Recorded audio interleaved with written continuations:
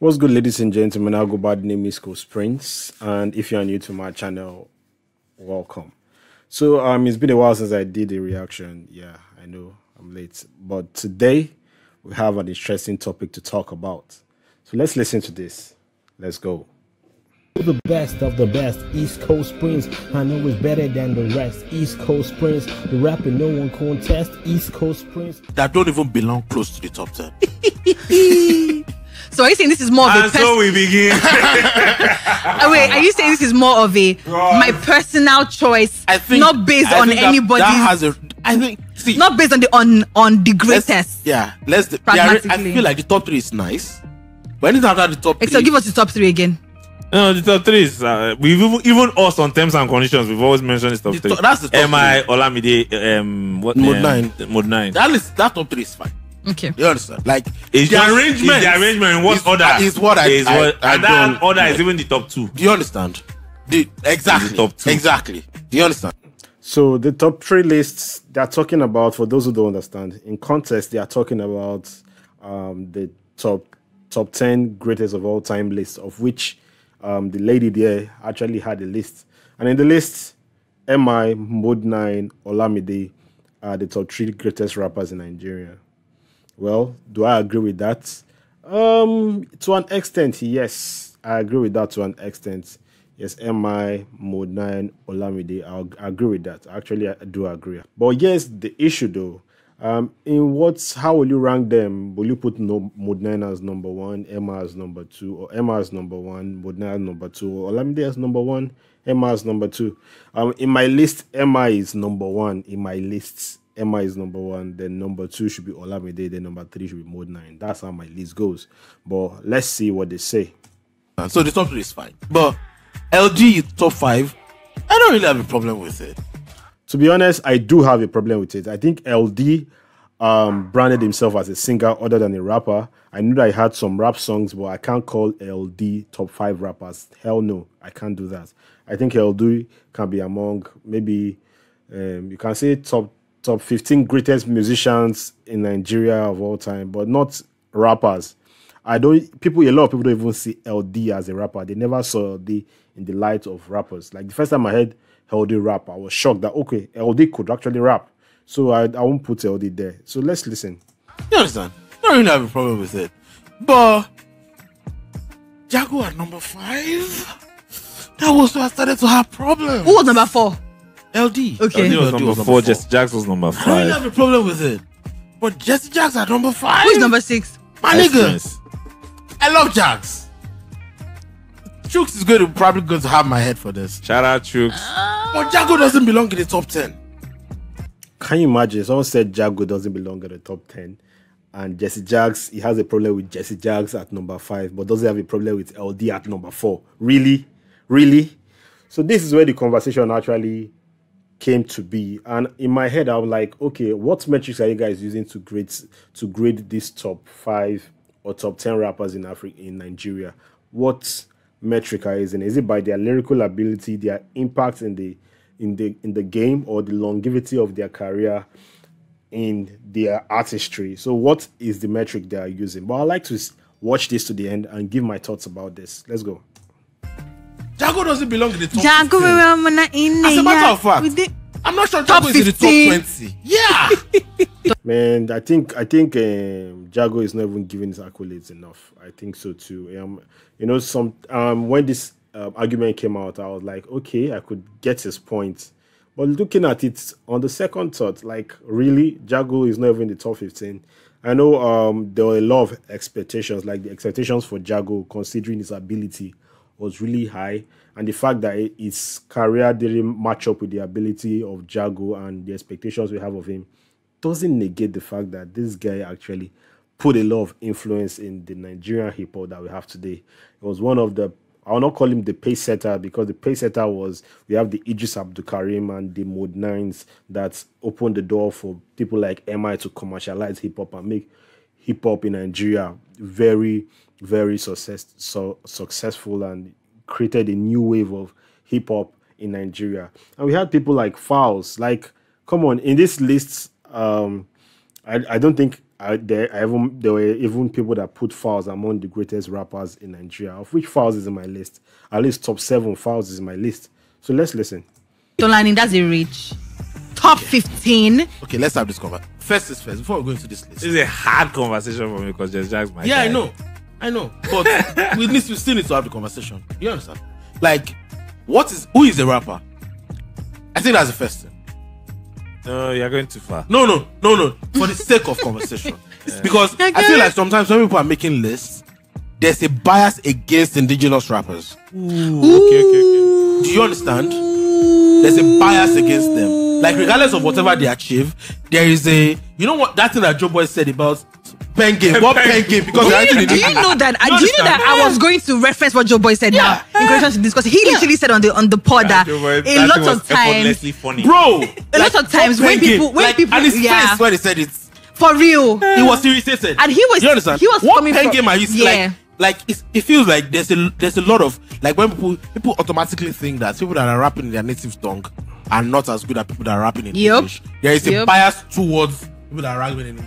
So there's another thing I liked about the list is that Fino made the list. A lot of people make top 10 lists and they conveniently forget Fino. Like, I think that's some bullshit. Or even indigenous rappers generally. So, like, who is a rapper? A rapper is someone that delivers rhythm in a format with rhyme schemes and poetry delivered in a logical fashion that's also easily understandable and easily discernible. Let's go. Bro, that's what it is. Let's go, ChatGPT. Let's go. Fuck you. The language doesn't even matter.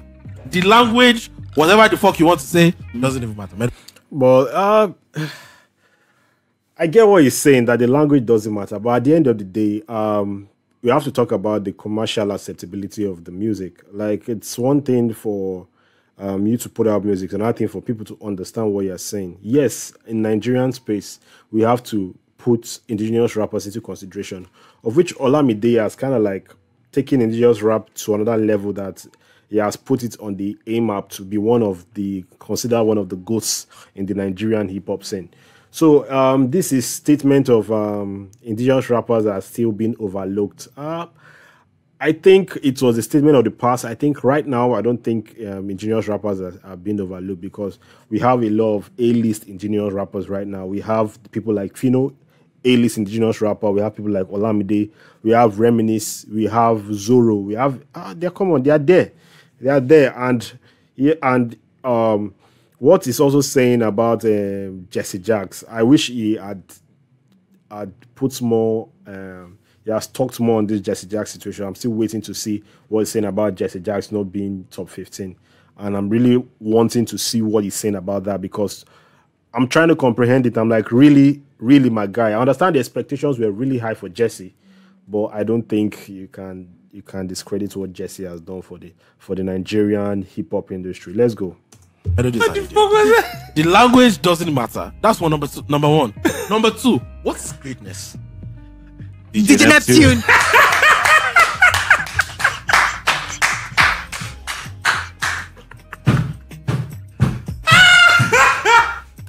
guys are fucking foolish. Oh my god.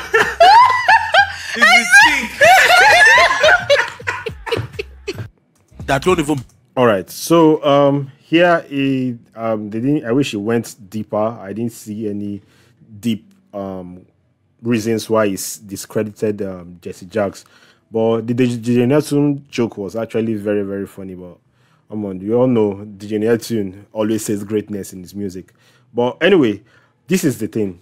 A lot of people look at JesseJagz's career and they measure his career based on the fact that he's no longer popping as JesseJagz wanted JesseJagz to pop.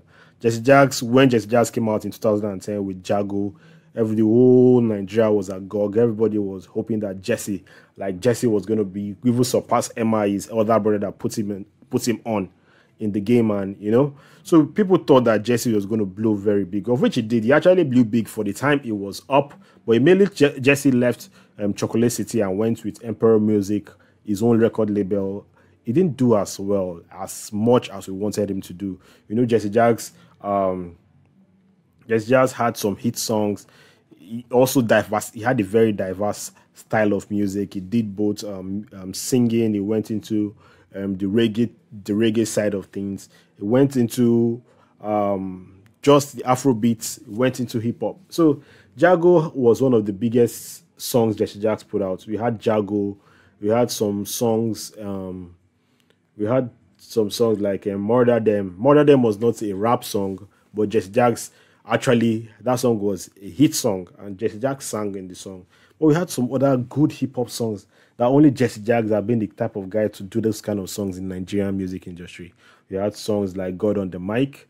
We had some other songs. Then when Chuck City was there, you see Overkilling. You see they try to put me out, but they calling my name. Rock down the street, and they, nobody tests me. You see JesseJagz being in those songs. But one thing people forget is that JesseJagz is also a producer. So which means that even if you don't want to give him credit for not being as popping as it should be and not being as relevant in the game as it should be at this time, but look at the songs he produced. Like JesseJagz was part of most of the hit song of the Chalk Boy. Like was part of the production if he was not the major producer. IM2, Illegal Music 2, JesseJagz produced half or even more than half of the song in that mixtape that MI put out. JesseJagz produced more than half of the songs. Like his musical artistry was just, in fact, his musical artistry, I'll not say was, is such exceptional. He's so exceptional in the fact that he is a producer. And his musical intelligence is just another level. Like, JesseJagz had some very, very good songs to which he produced. And also the fact that he was not just a singer, he was a producer. He had some good songs. And come on, man. In fact, let's leave that and let's come to recent times. In the NSC Cypher, the last NSC Cypher to which JesseJagz was on that theme, a lot of people said JesseJagz actually had the lead freestyle. Like he had the best freestyle in that cypher. We all know that Jax is no longer popping musically, even though I think 2 years ago he released his last project, which I heard of him, the Garba project, of which each song started with a letter, GARBA. But JesseJagz, you can't discredit JesseJagz. You can say it's not top 5. I agree with that. I can say no, it's not top 5. But you can't say JesseJagz is not your top 10 or your top 15. That's just you discrediting his name. Come on. JesseJagz has done more for the culture than a lot of the people that you're putting there have done. So come on, man. You're putting JesseJagz over, putting LD over JesseJagz. Hell no. Hell no. In terms of rap, not general musical credence, just in terms of rap, hip hop, impacts in hip hop. Man, that's wrong, man. That's wrong. I totally disagree with that. So Molani, try more. Anyway, tell me what you think about this argument. Tell me what you think. You think JesseJagz doesn't deserve to be on that top 5 or top 10 spot in Nigerian GOATs in terms of hip hop? Let me know in the comment section. I'll go by the name is Coach Prince. See you on the next one. And with that being said, my people, peace.